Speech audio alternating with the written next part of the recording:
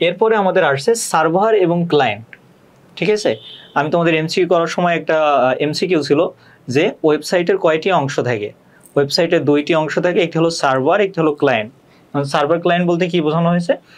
এখন সার্ভারটা কি? সার্ভারটা হলো একটা শক্তিশালী কম্পিউটার, সেটা কি করে সব জায়গায় যে তথ্যগুলো আছে, ইন্টারনেটের তথ্যগুলো সংযুক্ত করে। এখন তুমি এখানে যেই আমি সংজ্ঞাটা দিয়েছি, সংজ্ঞাটা একটু দেখতে পারো। সার্ভার হলো একটি শক্তিশালী কম্পিউটার বা প্রোগ্রাম যা অন্য কম্পিউটার থেকে আসা বিভিন্ন অনুরোধ গ্রহণ করে এবং সেই অনুযায়ী সাড়া প্রদান করে। এটি একটি কেন্দ্রীয় স্থান যেখানে ওয়েবসাইটের সমস্ত ডাটা, ফাইল, অ্যাপ্লিকেশন ইত্যাদি জমা থাকে। ঠিক আছে, এটা কি করে? এটা হলো আমাদের ফোনে যেমন রম থাকে, অর্থাৎ আমরা যে মেমোরিগুলো কিনা ইউজ করি কিংবা আমাদের ফোনে বেস্ট হিসেবে যে মেমোরিগুলো দেওয়া থাকে, এটা যেমন কাজ করে। তুমি যে ফটোগুলো তুলছো, যে ফাইলগুলো ডাউনলোড করছো, এগুলো স্টোরেজ হয়ে থাকে। একইভাবে ওয়েবসাইটে ধরো তুমি ফেসবুকে একটা ফটো ছাড়লে, এটা কিন্তু তোমার ফোনের স্পেস নিচ্ছে না, এটা সার্ভারের স্পেস নিচ্ছে। ঠিক আছে, এই যে আমরা এখানে যে ফটো দুইটা অ্যাড করেছি, ঠিক আছে, এটা হলো একটা বেসিক সার্ভার, একটা ছোট সার্ভার। এবং এটা হলো ফেসবুকের অনেকগুলো সার্ভার আছে, তার ভিতরে একটা সার্ভার স্টেশনের ছবি। দেখো কত বৃহৎ বড়, এটা কিন্তু একটা বড় বিল্ডিংয়ের ভেতরে। এর কারণ হচ্ছে তোমার ফেসবুকের ইউজার অনেক বেশি। ইউজার যখন বেশি হয় তখন সেখানে সার্ভারে অনেক বেশি তথ্য রাখা হয়, যার কারণে বড় সার্ভারের প্রয়োজন হয়। ওকে, এই জন্য এই সার্ভারটা এত বড়। তাহলে এটা হলো সার্ভার। আর ক্লায়েন্টের বিষয়টা কি? এখন এই দেখো, এই চিত্রটা দেখলে তোমার সার্ভার এবং ক্লায়েন্টের বিষয়টা আরো ক্লিয়ার হবে। এই যে আমি যখন ক্রোমে গেলাম, ক্রোমে যে উইকিপিডিয়া সার্চ দিলাম বা সিআরডিএমি সার্চ দিলাম, তখন কি হলো? তখন দেখো এখানে যে চেঞ্জটা আসলো, এই যে আমি তোমার ল্যাপটপ থেকে কি করলাম, ইন্টারনেটে গেলাম। ইন্টারনেট থেকে যে কোনো একটা ওয়েব ব্রাউজার, সেখানে যে আমি কি করলাম, উইকিপিডিয়া সার্চ দিলাম, তখন কি হলো? এই যে এটা কি করলো, সার্ভারে যে খোঁজা শুরু করলো যে উইকিপিডিয়া বা সিআরডিএমি নামে কি তথ্য আছে। ঠিক আছে, এই যে আমি যে তথ্য অনুসন্ধান করলাম, তখন আমি হলাম ক্লায়েন্ট। ক্লায়েন্ট হলো কি, সেই ডিভাইস বা অ্যাপ্লিকেশন বা সার্ভারের কাছে বিভিন্ন তথ্যের জন্য অনুরোধ পাঠায়। ওই যে আমি তোমাকে বললাম রিকোয়েস্ট পাঠানো।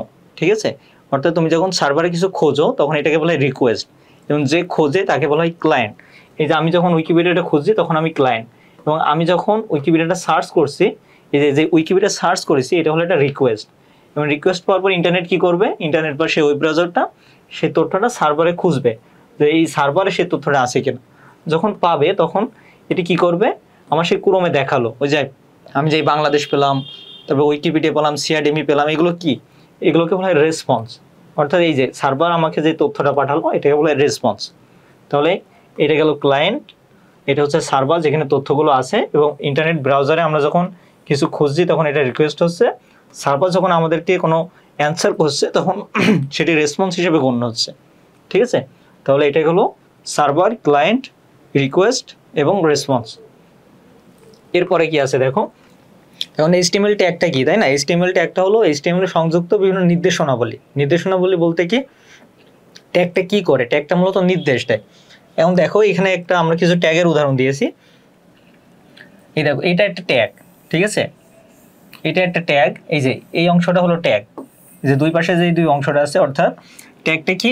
ট্যাগটা হলো একটা কিওয়ার্ড যেটা জোড়া অ্যাঙ্গেল ব্র্যাকেটের ভিতরে থাকে। আমরা এইচটিএমএল শুধুমাত্র একটি অ্যাঙ্গেল ব্র্যাকেট ইউজ করে থাকি, সেটা কি?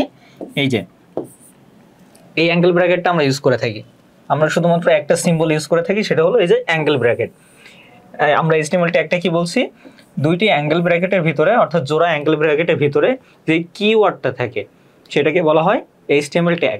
এবং এইচটিএমএল ট্যাগগুলো মুখস্থ করার মতো কোনো বিষয় না, এটাকে তোমাকে জাস্ট বুঝতে হবে।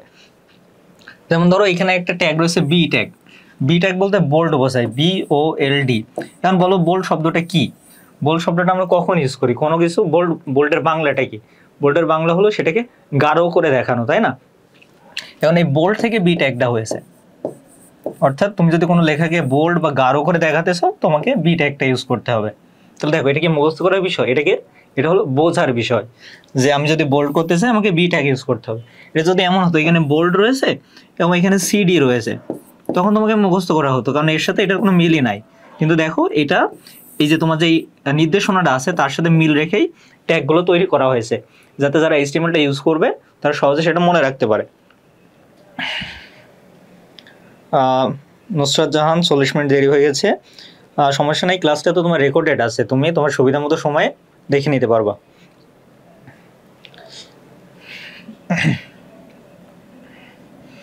আচ্ছা, তাহলে এটা হচ্ছে আমাদের ট্যাগের বিষয়টা, যে ট্যাগটা কি। দেখো এখানে কয়েকটা ট্যাগের উদাহরণ দেওয়া আছে, এই যে বোল্ড ট্যাগ, এটা নিয়ে তখন আলোচনা করলাম।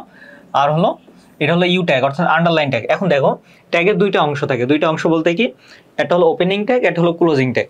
এখন দেখো এই যে আমি যখন ট্যাগগুলো লিখছি, দেখো সবগুলো কিন্তু জোড়ায় জোড়ায় লেখা।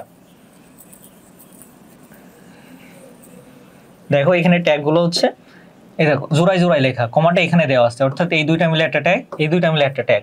এখানে দেখো এটা হচ্ছে ফুল উদাহরণ সহ দেওয়া হয়েছে।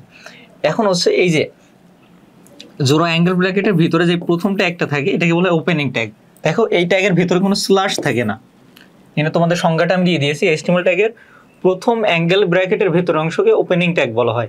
এই যে এটা হলো প্রথম অ্যাঙ্গেল ব্র্যাকেট, এটাকে বলে ওপেনিং ট্যাগ। এবং যে তোমার শেষ অ্যাঙ্গেল ব্র্যাকেট থাকে, এই যে শেষে যে অ্যাঙ্গেল ব্র্যাকেটটা আমরা ইউজ করি এটাকে বলা হয় ক্লোজিং ট্যাগ। ওপেনিং ট্যাগ এবং ক্লোজিং ট্যাগের মধ্যে পার্থক্য হলো, ক্লোজিং ট্যাগে শুরুতে তোমার একটা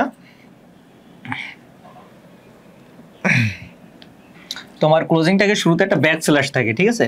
ওপেনিং ট্যাগে কোনো ব্যাক স্ল্যাশ থাকে না, ক্লোজিং ট্যাগে একটা ব্যাক স্ল্যাশ থাকে, তারপরে ক্লোজিং ট্যাগটা শেষ হয়। এটা হলো ওপেনিং ট্যাগ এবং ক্লোজিং ট্যাগের মধ্যে পার্থক্য।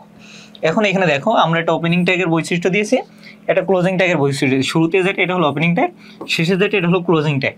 এখন কথা হচ্ছে সকল ট্যাগের কি ওপেনিং ট্যাগ এবং ক্লোজিং ট্যাগ থাকবে?